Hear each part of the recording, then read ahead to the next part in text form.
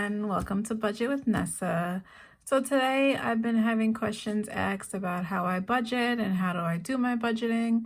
So today I'm just going to show you guys how to budget and how to do the cash envelopes so that you are able to budget correctly, do your way of budgeting, and making sure that you are able to save money at the same time and pay all your bills on time. So if you're new to this channel, my name is Nessa. I am a zero-based balance budgeter. I am also a single mother on low income. So let's get started. Okay, so the first thing that you're gonna need is paper, pen, envelopes, just regular white envelopes. I got mine from the 99-cent store, a calculator, and a calendar. So the first thing that you're gonna do is you're gonna take your calendar and you're gonna write down all of the bills that are due and the due dates. So for these purposes, I'm just gonna write rent is due on this day. So let's just say lights, car insurance. Are you guys able to see that? Yeah. So rent, lights, car insurance, let's say the car note. Let's say the phone is due on the 17th of January. If you pay for cable, you can say cable. So with my rent, I rent a house, so lights and cable are included in like the price of my rent, so I don't have to pay separately for that, but it's literally included in my rent. So my rent is a little bit more. So all of the bills that you have, you're going to write on your calendar. So when I do it, I always write like how much it is. So if my phone bill is $100 a month, I write $100, and I'll write like phone $100 due, right? And then my payday, so whatever day you get paid, you want to write that on your calendar too. So today is payday. This day is payday. I mean, for me, I get paid every week and it's always a Friday. So I get paid on Fridays every single week. So I'm going to write my paydays. So I also write, like I said, I show how much I pay for the phone. If the lights are $150, you're gonna write $150. If rent is $800, you're gonna write $800. Whatever the amount is. If your card note is $200, you write $200. Car insurance is $150, we're gonna write that. And cable is $120, right? I'm just making up these numbers. Okay, so you're gonna write down all of your bills, when you get paid, and how much everything is. And then depending on how often you get paid, you're going to take this number and divide it by the 4 paydays for when it's due. So for rent, I always divide mine by 4. My car note, I usually do by 3, but it depends on what's going to work for when you're starting this budgeting. Sometimes you might have to just pay a little bit more the first month, and then after that you can get back to normal. So for rent, I would divide it into 4. So it would end up being $200 a month. So usually on where I wrote payday, I write rent $200. And then I'm gonna write it here too, rent $200. I know it's kind of small, so I had a small calendar to write. So you're gonna split all of your bills so that you're able to know how much you would have to pay for each thing. So I will say the one thing about budgeting is that you do have to kind of be organized. So it's really important to just write everything down. It's really important to divide everything by the amount of money that you want to pay. So if today is the 13th and you just paid your car note, then you know that on the 20th and 27th, and then the next 2 Fridays of the next month, you know that your car note would need to be divided in 4 all over again. You just continuously do it, dividing in 4 or dividing in 2 if you get paid every 2 weeks. But being organized is the key, and it's going to help you to make sure that all of your bills are paid. And two, that whatever is left over, you're able to actually save and put towards vacations or put towards your retirement. You can put it towards your children's savings account, like whatever it is. You just have to be organized and you have to write everything down. That is one key thing about budgeting, is being organized. And best believe I am not the best organized. I'm not the most organized person. Believe me, my daughter will tell you, because she'll say, hey mama, do you know that today's the day that I'm supposed to go to like violin practice for some extra thing? And I'm like, no, I didn't know that. So at what time is it? And what time do I have to be there? What time do I have to pick you back up? Because I'm not that mom. I'm not really good at stuff like that. So the fact that like now I budget in this way, I have gotten a little bit better, but it's also not easy for me to like look at my phone to write down these things. So that's why the paper works for me. I literally put this on my refrigerator and it just helps me so that I'm able to stay organized. I'll even add on my broke best friend's appointments and where I have to bring her and when, and on here also, because it just helps me to stay more organized. So organization is the key. We're just going to make everything an easier number so that it's easier for me to divide it without the calculator, so I can make it a little bit faster in my head. Okay, so then what I do is I use a piece of paper, and on my paper I literally write out the budget sheet that I'm going to show you. I ended up having my broke best friend make this up for me because I am not good with learning how to do things like this. So what I always do is I write how much I made. So if I made $800, so let's just say we made $1,000 for the week, right? And this is the amount that I made and then the job, right? So $1,000. So now that we know what all of our bills that are due, we're going to write all of these bills down. So we're going to write rent, lights, cable, phone, car note, car insurance. I believe that was everything. Yeah. So now that we have written everything down, remember that we divide everything by how many paychecks you want to use to pay that bill. So depending on what you're comfortable with, that's what you're going to do.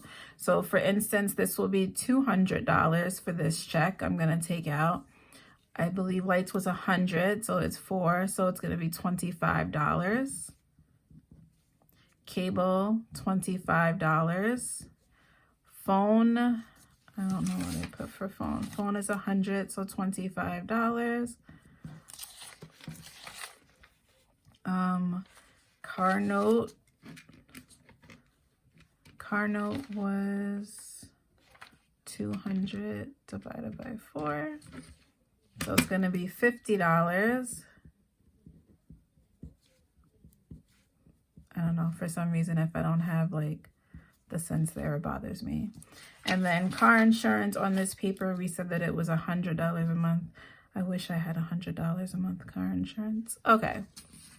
Right. So then down here, I usually write the total and then leftover. Now remember, I might have to use this for now on, but I don't think there's enough rows for me to be able to do it. But I usually do this all on paper because I don't have a budget thing like this. So now that we've written everything out, we're going to add this all up, right? So we have 200 plus 25 plus 25 plus 25 plus 50 plus 25 equals $350. So the total is $350. So that's how much all of my bills were. So now on the cash envelope side, I'm going to write, so I'm going to deduct the 1,000 from $350. So $1,000 minus $350. Okay, so now I have $650 left. So I'm gonna write $650 up here so that I know what I'm starting with. And for the cash envelopes, this can be like your cash envelope, so your wallet and all of your sinking funds. So you're gonna do gas, groceries, like for me, it's broke best friend's allowance.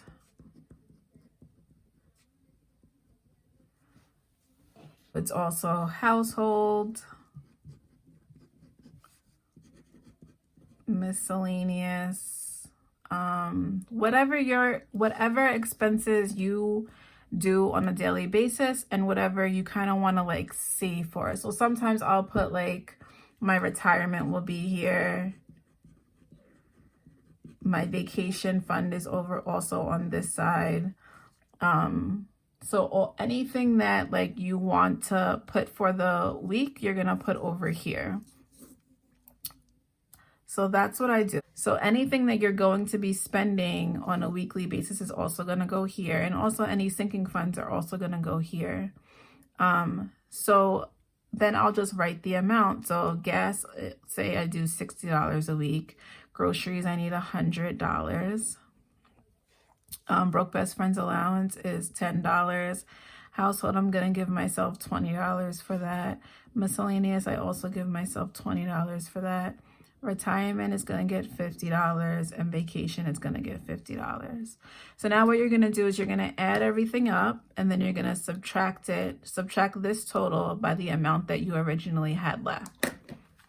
So 60 plus 100 plus 10 plus 20 plus 20 plus 50 plus 50 equals $310. So the total is 310.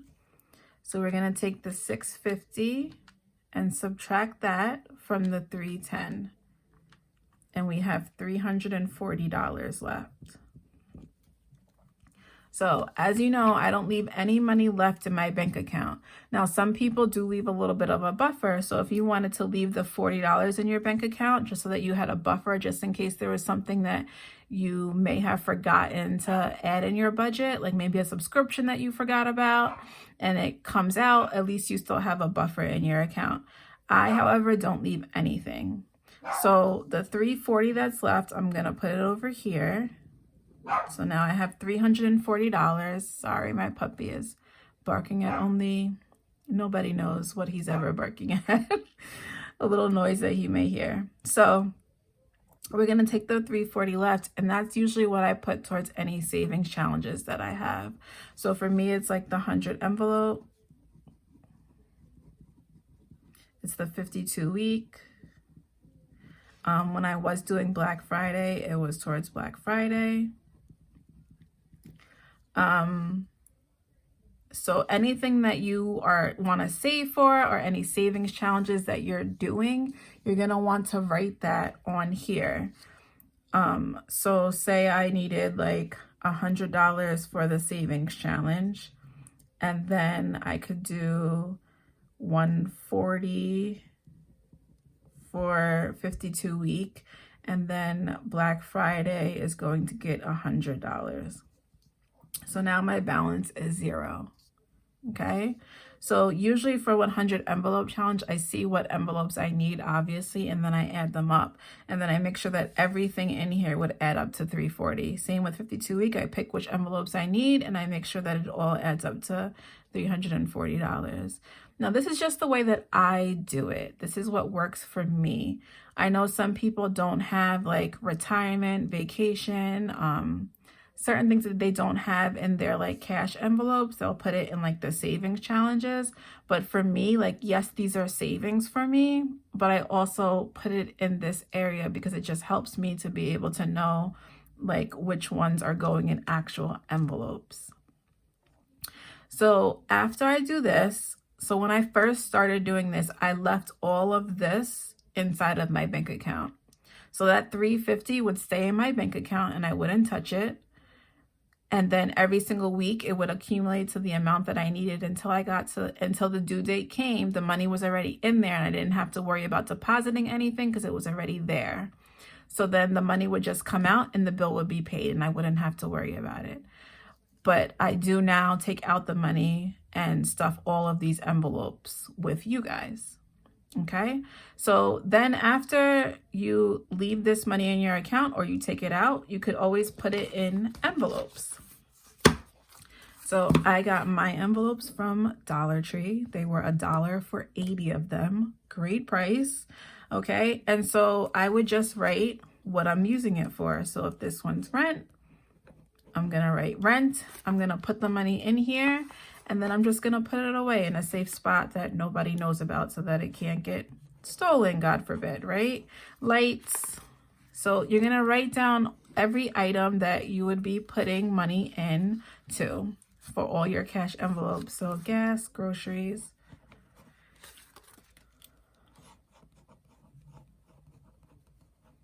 Now, if you are putting this money, like all of this money from your cash envelopes, like straight into your wallet, if you can try and separate it a little bit so that you don't have this huge amount of cash in your wallet, then do it that way. As you guys know, I have my binders that are different colors. And so one of my binders is just strictly for my everyday purchases.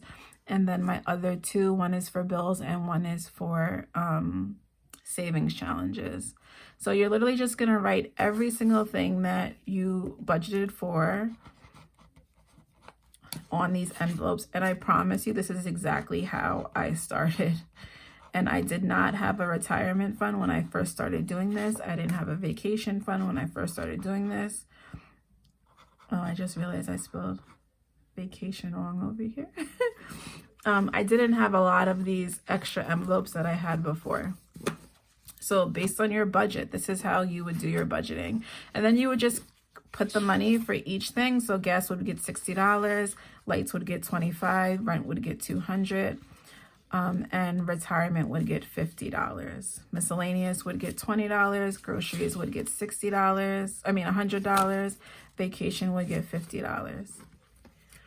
Just like we're stuffing all of these envelopes that we're using in all of these bills, the same thing goes for the 100 envelope challenge and the 52-week challenge. The way that I started off with the 100 envelope challenges is that I wrote the numbers on 100 envelopes.